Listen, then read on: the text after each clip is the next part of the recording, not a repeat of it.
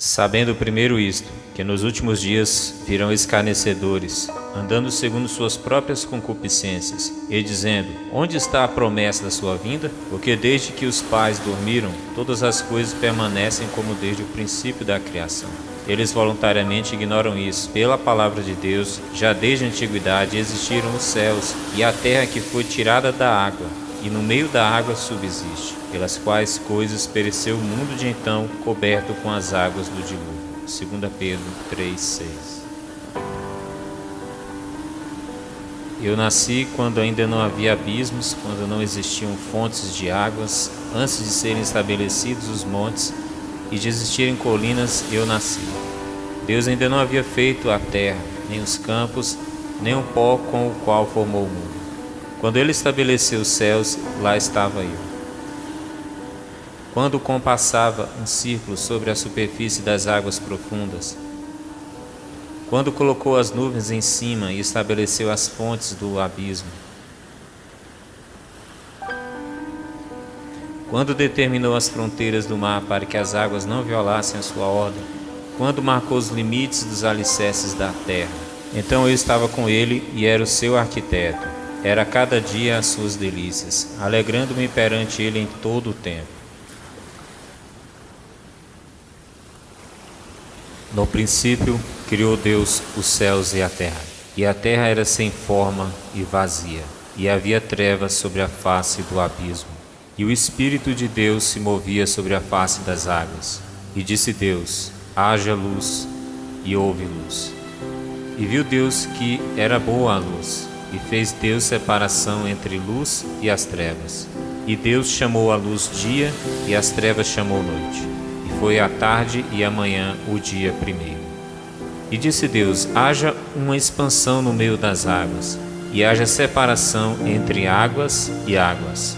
E fez Deus o domo, e fez separação entre as águas que estavam debaixo do domo e as águas que estavam acima do domo. E assim foi. E chamou Deus o domo de céus. E foi tarde amanhã, o dia segundo. E disse Deus: ajuntem-se as águas debaixo dos céus num lugar, e apareça a porção seca. E assim foi. E chamou Deus a porção seca terra, e ao ajuntamento das águas chamou mares. E viu Deus que era bom. E disse Deus: haja luminares no domo dos céus, para haver separação entre o dia e a noite, e sejam eles para sinais e para tempos determinados, e para dias e anos, e sejam para luminares no domo dos céus, para iluminar a terra. E assim foi.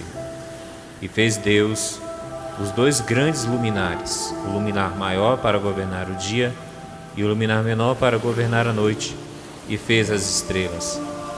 E Deus os pôs no domo dos céus, para iluminar a terra, e para governar o dia e a noite, e para fazer separação entre luz e as trevas. E viu Deus que era bom. E foi tarde e amanhã o dia quarto. Portanto, afirmar que a Terra é uma esfera vagando por um vácuo infinito, originada por uma explosão misteriosa, é chamar Deus e sua palavra inspirada de mentirosos.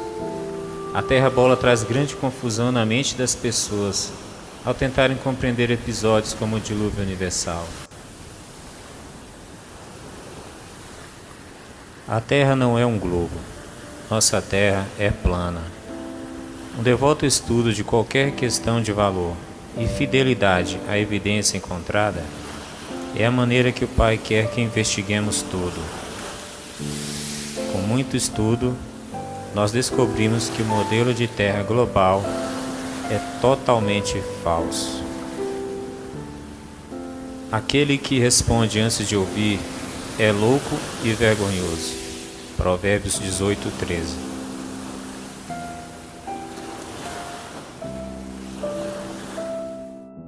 Uma vida inteira de informações enganosas é difícil de abalar, mas com precisão espiritual, recebendo o conhecimento da verdade, é muito mais saudável aceitar um erro aprendido quando criança.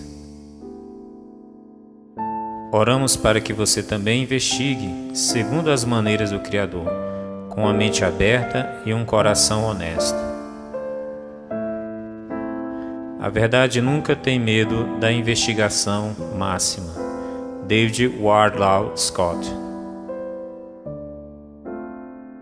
Esse não é um estudo exaustivo sobre a Terra plana, mas deve incentivar uma investigação honesta sobre esse assunto intrigante. Para mais informações, visite nossa página no Facebook. 1. Segundo a Escritura, a terra é imóvel.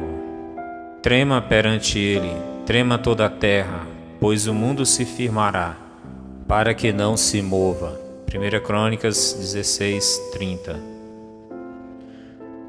O Senhor reina, está vestido de majestade. Deus se revestiu e cingiu de poder. O mundo também está firmado, e não poderá ser movido.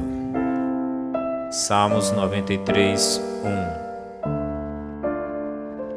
Dizei entre os gentios que Deus reina. O mundo também se firmará, para que não se abale. Julgará os povos com retidão. Salmo 96:10. Bendiz, ó minha alma, ao Senhor. Deus meu, magnificentíssimo, estás vestido de glória e de majestade. Lançou os fundamentos da terra, ela não será movida em tempo algum. Salmo 104:1-5. 2. A terra e os corpos celestes são delimitados pelo firmamento. E disse Deus: haja uma expansão no meio das águas, e haja separação entre águas e águas. E Deus fez a expansão, e fez separação entre as águas que estavam debaixo e as águas que estavam acima do firmamento. E assim foi. E chamou Deus a expansão céus, e foi tarde e manhã o dia segundo. Gênesis 1:6-8. Não poderia ser mais claro: a água tanto abaixo do firmamento como acima do firmamento. Louvai-o, céus dos céus, e as águas que estão sobre os céus. Salmo 148:4. A palavra traduzida como firmamento aqui é H7549, de Strong, Rakia, que significa abóboda que apoia as águas acima. 3. Os corpos celestes foram colocados dentro deste firmamento. E disse Deus: haja luminares na expansão dos céus, para haver separação entre dia e a noite. E sejam eles para sinais, para tempos determinados e para os dias e anos. E Deus os pôs na expansão dos céus. Gênesis 1:14-17. A Escritura, em linguagem simples, diz que: primeiro, a água tanto abaixo como acima do firmamento. Gênesis 1:6-8. 2. Os corpos celestes foram colocados dentro do firmamento. Gênesis 1:14-18. 4. O firmamento é inerentemente sólido. A raiz da palavra rakia, ou firmamento, é H7554, de Strong, raka, que significa, por analogia, expandir, martelando. Por implicação, sobrepor, com folhas finas de metal, bater, fazer amplo, selar, esticar. Concluímos que o firmamento retém as águas, é sólido, como se tivesse sido batido para fora, como uma folha de metal. Elihu, em sua conversa com Jó, confirma isso, usando essa mesma palavra, raka, para expressar como Deus estendeu o firmamento. Ou estendestes com ele os céus, H7554, raka, que estão firmes como espelho fundido, Jó 37:18. Essa é uma passagem-chave, citada por aqueles que defendem o modelo do globo. Ele é o que está sentado sobre o círculo da terra, cujos moradores são para ele como gafanhotos. Ele é o que estende os céus como cortina e os desenrola como tenda para neles habitar. Isaías 40, 22. A palavra círculo é H2329 The Strong, Huggy. Isso significa círculo, circuito ou bússola. Sobre inspiração divina, Isaías foi deliberado em sua escolha de palavras, não faltando uma palavra hebraica para descrever bola, como na seguinte passagem. Ele vai pegá-lo como quem pega uma bola e vai jogá-lo longe, num país enorme. Isaías 22, 18. Isaías escolheu usar H1754 The Strong, Dur, não H2329, Huggy, termos completamente diferentes. Deus está assentado sobre o domo dos céus, acima da terra, e os habitantes da terra parecem como gafanhotos. A partir desse ponto de vista, quão grande Ele é? O Senhor está sentado acima ou no firmamento. Ele o esticou sobre a terra como uma tenda. Frequentemente encontramos tais termos em toda a Escritura, o que concorda plenamente com o conceito de uma terra plana. Ele também confirma a natureza sólida do domo. Quando ao falar a Jó, ele diz: o Senhor caminha sobre o Huggy, H2329 The Strong, usado por Isaías para denotar a abóbada do céu. As nuvens são esconderijo para ele, para que não veja, e passeia pelo circuito H2329 Huggy dos céus, H8064 Shamaim. Jó 22:14. Porventura, Deus não está na altura dos céus? H8064 Shamaim. Olha para a altura das estrelas, quão elevadas estão? Jó 22:12. Segundo a Escritura, a terra é plana. Nós encontramos momentos interessantes em Jó capítulo 38, quando Deus aparece para ele com muitas perguntas. Uma delas é essencialmente reveladora. Ou, com o teu conhecimento, chegaste às larguras da terra? Faz-me saber se sabes tudo isso. Jó 38:18. A palavra amplitude aqui é H7338 The Strong, Hashab, que significa amplitude, extensão, ampla. Deus pergunta a Jó quão extensa a terra era. Esta parece ser uma questão legítima para a terra plana. Faz pouco sentido em um globo. Os detalhes do sonho profético de Nabucodonosor em Daniel capítulo 4 também indicam uma terra plana. Eis, pois, as visões da minha cabeça, estando eu na minha cama.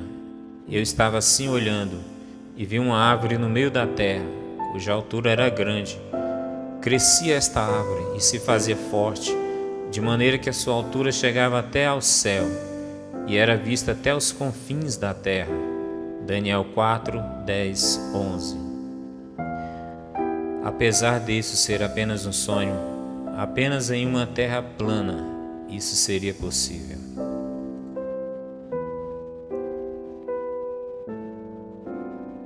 Agora vamos olhar para o retorno de nosso Senhor Jesus Cristo.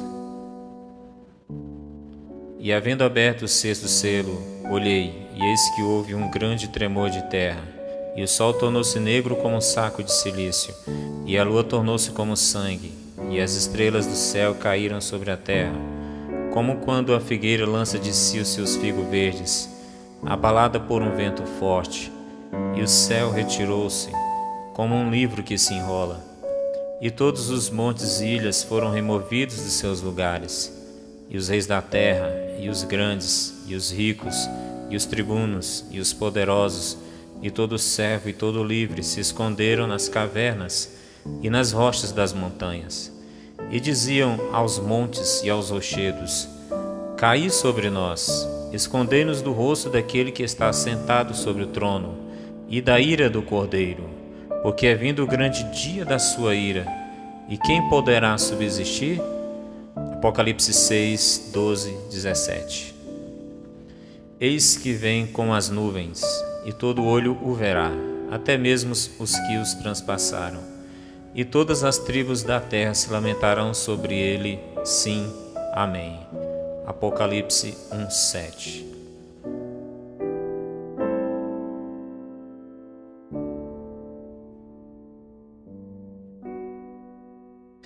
Primeiro, João concorda com todos os outros profetas. Estrelas não eram maiores do que a Terra e a milhões de quilômetros de distância.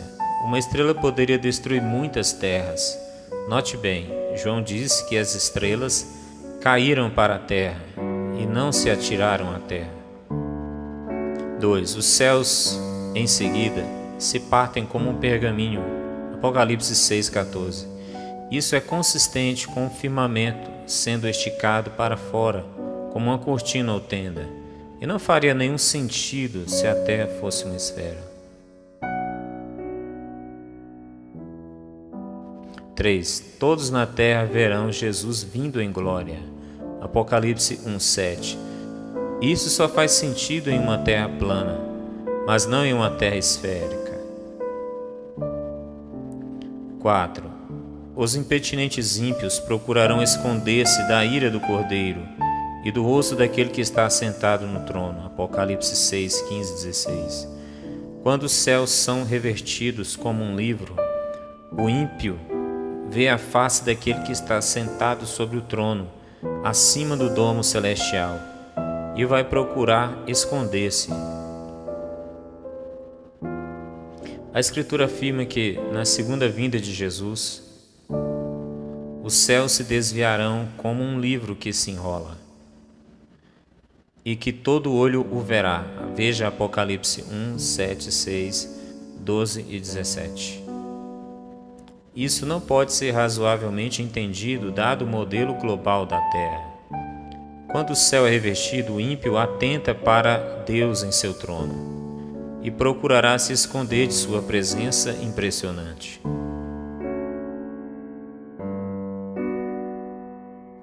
5. Os corpos celestes que se movem, não a terra.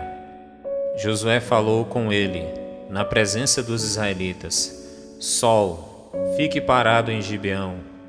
Lua, pare sobre o vale de Aijalon. O sol ficou parado no meio do céu e atrasou a sua descida por quase um dia inteiro. Josué 10, 12 e 13.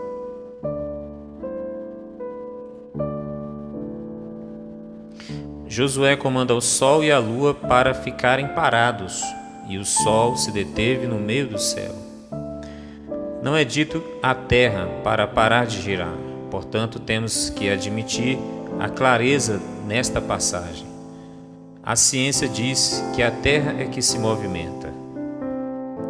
Isaías: Deus fez o sol retornar no céu, fazendo com que a sombra do relógio de sol se movesse para trás.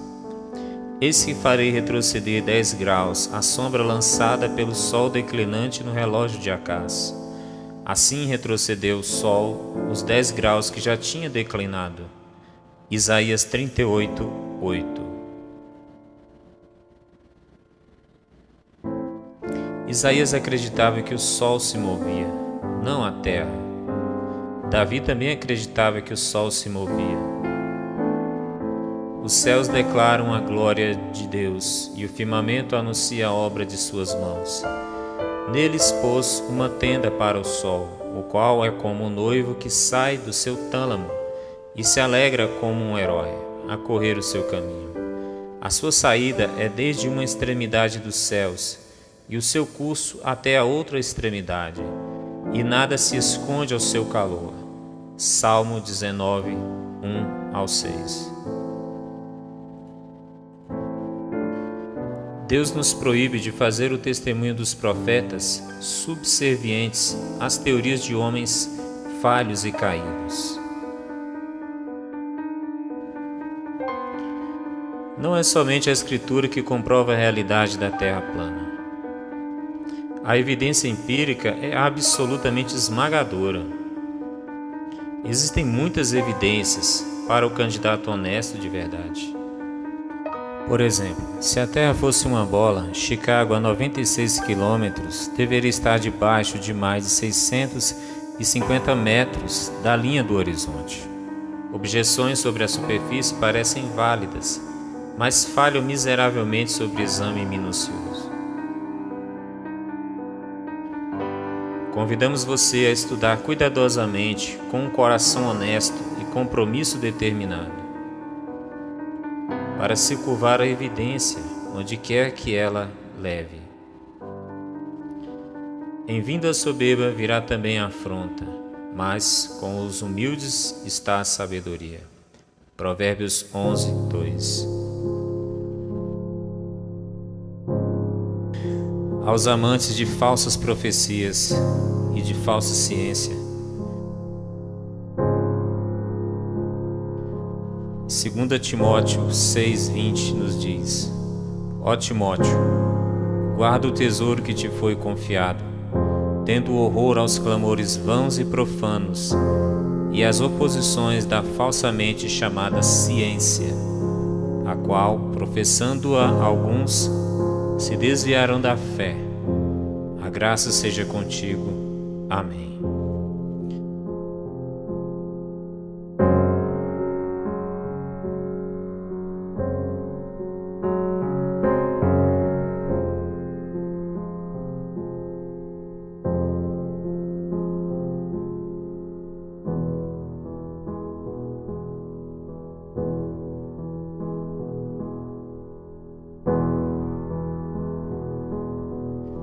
Saia das trevas e venha para a luz.